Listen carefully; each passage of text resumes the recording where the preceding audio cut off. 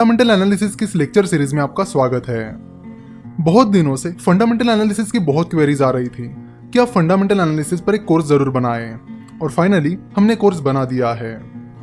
Fundamental analysis के इस पहले लेक्चर में हम बात करेंगे कि फंडामेंटल एनालिसिस क्या होता है और वो कैसे काम करता है। आसान भाषा में और एक सेंटेंस में बताऊं तो फंडामेंटल एनालिसिस का मतलब होता है कि किसी बिजनेस को समझना और उसे परखना। देखो, इन्वेस्टमेंट और बिजनेस ये दोनों एक दूसरे से पूरी तरह जुड़े हैं।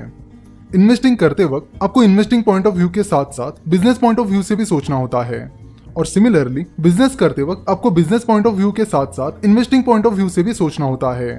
एक दूसरे के बिना ये दोनों भी अधूरे हैं। तो फंडामेंटल एनालिसिस करते वक्त आपको दोनों पॉइंट ऑफ व्यू से सोचना होता है।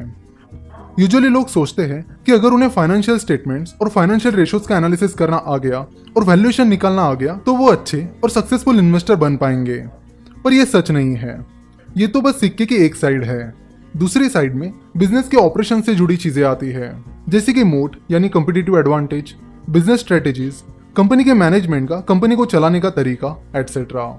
और इन्हें समझने के लिए आपको एक बिजनेसमैन की तरह सोचना होगा। दुनिया के सबसे successful investor mister Warren Buffett कहते हैं कि I am a better investor because I am a businessman and I am a better businessman because I am an investor. तो स्टॉक मार्केट इन्वेस्टिंग में सक्सेस हासिल करने के लिए आपको इन्वेस्टमेंट और बिजनेस इन दोनों से जुड़े स्किल्स सीखने होंगे, और इस फंडामेंटल एनालिसिस की सीरीज में हम इन दोनों चीजों पर फोकस करेंगे। पहले हम फंडामेंटल एनालिसिस को इन्वेस्टिंग पॉइंट ऑफ व्यू से समझेंगे और बाद में हम इसे बिजनेस पॉइंट ऑफ व्यू से भी समझेंगे।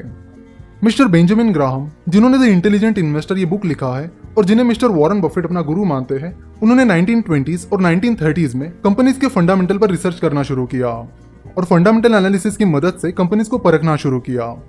आगे चलकर mister Warren Buffett, Charlie Munger, इन जैसे कई इन्वेस्टर्स ने फंडामेंटल एनालिसिस का अप्रोच यूज करके सक्सेस हासिल किया। फंडामेंटल एनालिसिस में जो भी फैक्टर्स आते हैं उन्हें बेसिकली दो कैटेगरीज में डिवाइड किया गया है, क्वालिटेटिव फैक्टर्स और क्वांटिटेटिव फैक्टर्स, जिन्हें आप क्वालिटेटिव एनालिसिस और क्वांटिटेटिव एनालिसिस भी कह सकते हैं।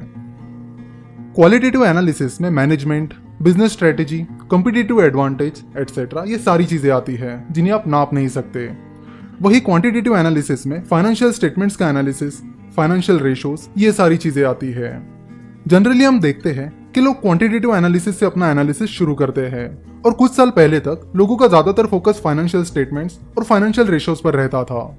अब 10-15 साल पहले की या उससे पहले की जितनी भी इन्वेस्टमेंट पर लिखी हुई किताबें पढ़ोगे तो आपको पता चलेगा कि उनमें सबसे ज्यादा इंपॉर्टेंस अगर किसी चीज पर दिया गया है तो वो कंपनी के फाइनेंशियल स्टेटमेंट्स के एनालिसिस पर दिया गया है। पर आपको बता दूं कि अब जमाना बदल गया है, बहुत बदल गया है। कुछ अच्छे बदलाव आए हैं तो कुछ बुरे बदलाव आए हैं। अगर आप पिछले 10-15 सालों में हुई फाइनेंशियल एक्टिविटीज और बिजनेसेस पर नजर डालोगे तो आपको पता चलेगा कि पिछले 10-15 सालों में बिजनेसेस में अनइथिकल यानी अनैतिक और गलत एक्टिविटीज बहुत बढ़ गई है। स्पेशली इंडिया में तो बहुत बढ़ गई है।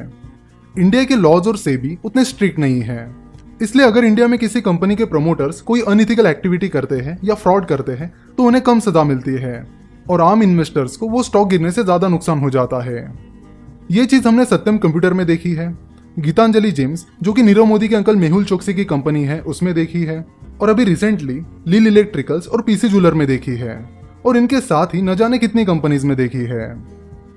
ये जितनी भी कंपनीज अभी मैंने बताई उसमें इन्वेस्टर्स को जो लॉस हुआ है वो मेनली उन कंपनीज के प्रमोटर्स की अनइथिकल एक्टिविटीज की वजह से हुआ है। मैंने ऐसी कई सारी कंपनीज देखी है जिनके फाइनेंशियल स्टेटमेंट्स तो स्ट्रांग थे पर उनका मैनेजमेंट दुनिया भर की अनइथिकल एक्टिविटीज करता था। पहले ऐसा कहा जाता था कि अगर किसी कंपनी के फाइनेंशियल स्टेटमेंट स्ट्रांग है, उसके ग्रोथ प्रोस्पेक्टस अच्छे हैं और वो कंपनी अच्छे वैल्यूएशन पर मिल रही है तो लोग उसे एक अच्छी इन्वेस्टमेंट समझते थे। लेकिन अब ऐसा नहीं है। आज के जमाने में इन सारी चीजों के अलावा उस कंपनी का मैनेजमेंट ऑनेस्ट यानी ईमानदार होना बहुत बहुत जरूरी है। आज के डेट में ऑनेस्ट मैनेजमेंट एक ऐसी चीज बन गया है जिस पर आप बिल्कुल भी कॉम्प्रोमाइज नहीं कर सकते। अगर किसी कंपनी की सारी चीजें सही है, ग्रोथ सही है, वैल्यूएशन सही है, फाइनेंशियल स्टेटमेंट्स अच्छी है और बाकी सब भी अच्छा है, पर अगर कंपनी का मैनेजमेंट ही ऑनेस्ट नहीं है तो उस कंपनी की और आपके इन्वेस्टमेंट की कब बैंड बच जाएगी आपको पता भी नहीं चलेगा।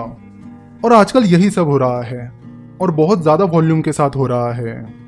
इसलिए एक रूल हमेशा याद रखिए कि किसी भी कंपनी का एनालिसिस करते वक्त उसके मैनेजमेंट एनालिसिस को बिल्कुल भी अंडर एस्टिमेट मत कीजिए। Never under estimate the power of management analysis, क्योंकि यहां पर हुई एक गलती आपकी सारी मेहनत पर पानी फेरने के लिए काफी है। सो अगर आप किसी कंपनी का एनालिसिस करने जा रहे हो तो पहले उस कंपनी के मैनेजमेंट का एनालिसिस करो और उसके बाद बाकी सारी चीजों का एनालिसिस करो।